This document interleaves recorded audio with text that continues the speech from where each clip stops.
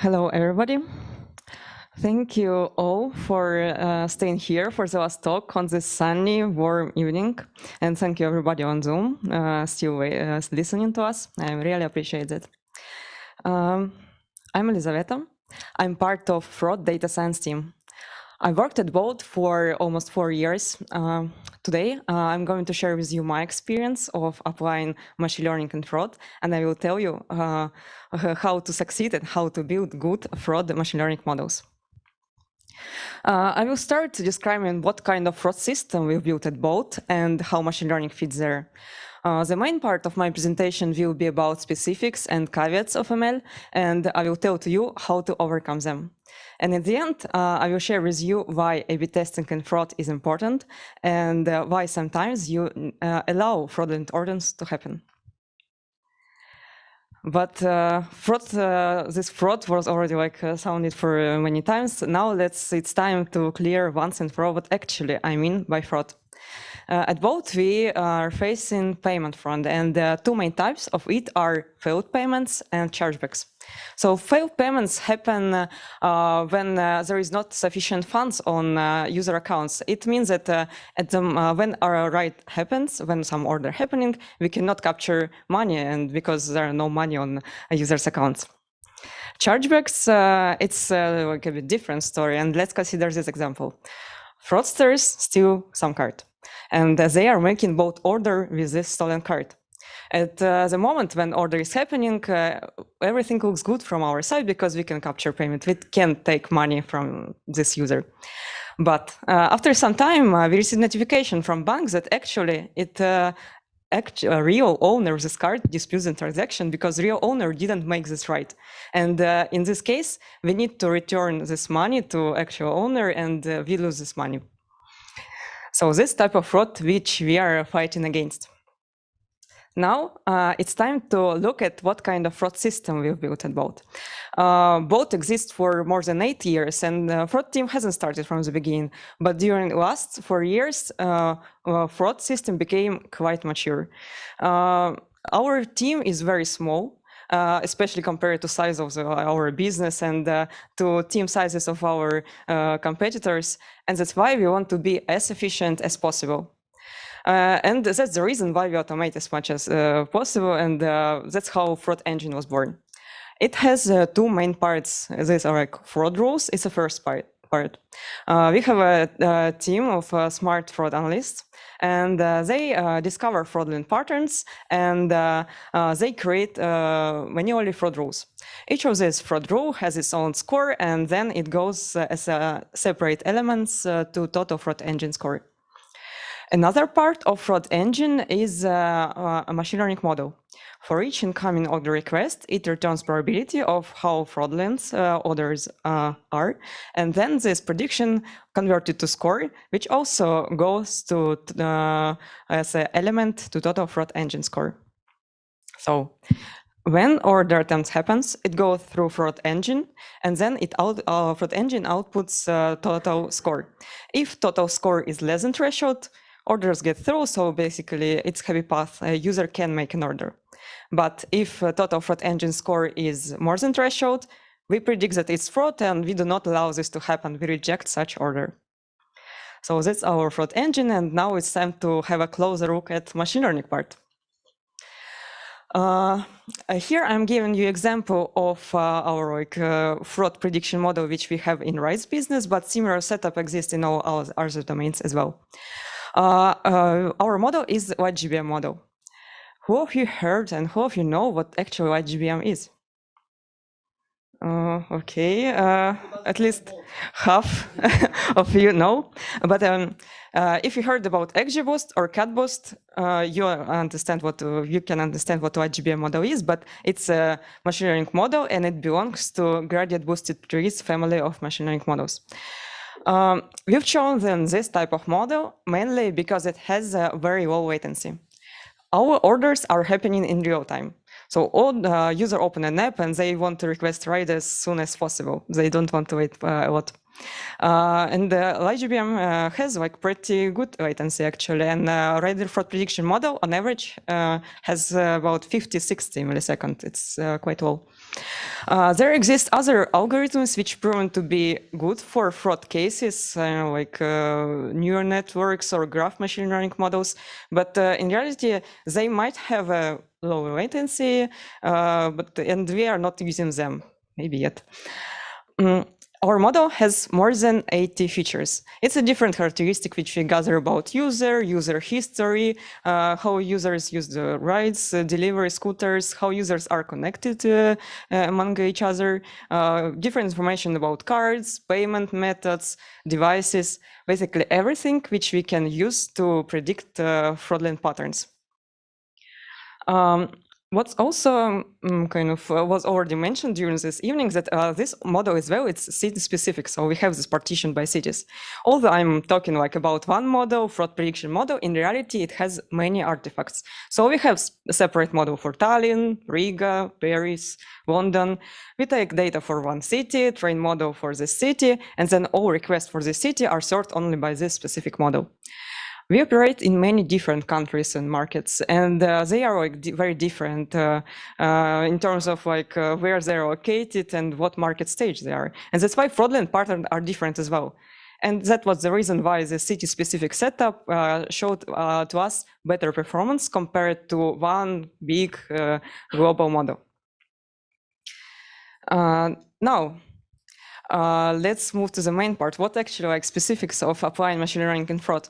I've started to work with fraud team about 2 years ago, and when I switched domains, I discovered that actually like working in building machine learning in fraud is quite different from what I did before. So here I highlighted 5 bullet points, and now we will look at each of them one by one. So first thing is that highly imbalanced data. When you build a classification model, you want your classes to be as balanced as possible. But let's say we have a 1% fraud rate.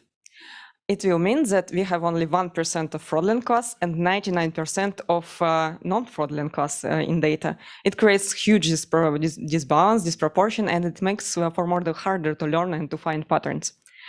The main methods, the most common methods which exist to tackle this are oversampling and undersampling. So with oversampling, you artificially increase the size of your data set, and you are trying to like oversample smaller class, fraud class, to match size of bigger class.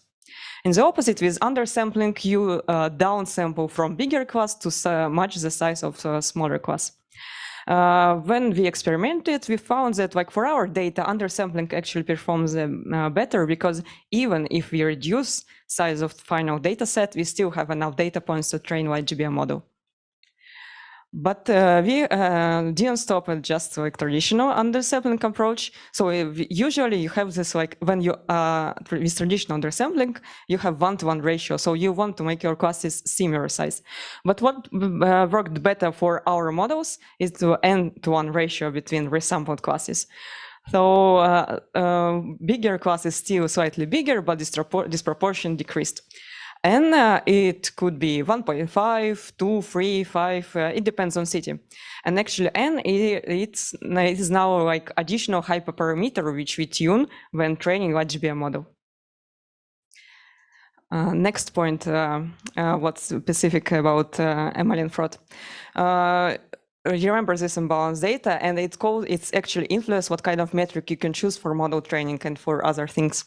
So if you have this 1% of fraud rate, 1% of fraudulent class, it will mean that our model can be 99% accurate and still predict only good orders. So basically, you can see this high performance in terms of accuracy, but in reality, model will not predict anything. It will give only one value always. It means that you cannot rely on accuracy, and you should be very careful what kind of metric you choose. And it's always important.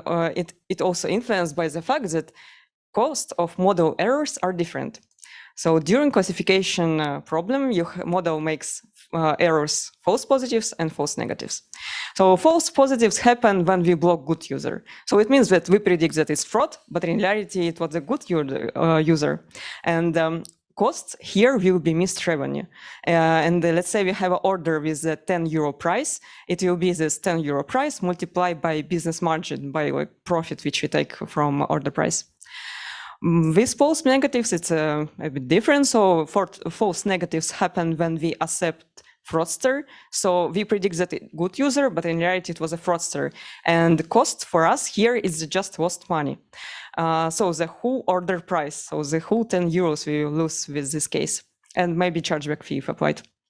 So you see, if let's say our margin like 10%, our cost will be here 1 euro. With false positives, and with false negatives, it will be 10 euros. So it's a 10x difference between these errors.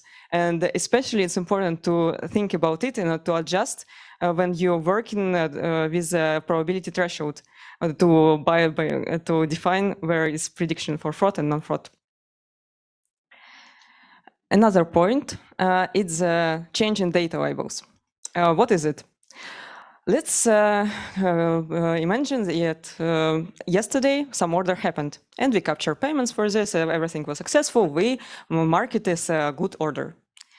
But today we received notification from bank that actually it was a chargeback. So what happened now is that we need to change this label from good order to fraudulent order. And if we train a model somewhere like yesterday as well, and we took this order in our training data set, it means that model used wrong data. And wrong data will lead to wrong model, and we don't want like bad models working into production. So to overcome this, what we are doing, we are analyzing when most of chargeback comes. So we analyze when we like have majority of chargebacks are known, and in this we use this period to understand what kind of data we can use. So let's say in 3-4 weeks most of chargeback comes. It will mean that we cannot use 3 or 4 weeks of data in our like latest 3-4 weeks of data on our data set, because during this period data labels can change and we cannot rely on them. Next point is a long feedback loop cycle. It's actually connected to previous point of changing data labels. By feedback loop, I mean like how often we can experiment, how often we can do some changes for models, for our rules, and so on. Let's say we launched A/B tests, it started, then it ended.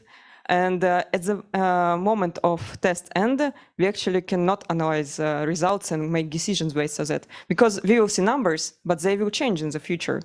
And we can do analysis only at some point in the future. And we use the same approach, the same as analysis of chargebacks, to define when we can actually analyze results. 100% true data only comes in 4 months, and it's like very long period, and when we want to move faster, that's why we kind of use this approach of analyzing chargeback periods. And last but not least, when you are like trying to figure out how to build machine learning model, you need to really think how it interacts with the whole fraud system. As mentioned in the beginning, our machine learning model works in parallel with rules. But maybe like sometimes you want to use your model before rules or after rules. Maybe like serving part is very expensive and you wanted to reduce number of requests which comes there, and you want to have your rules first and only then model.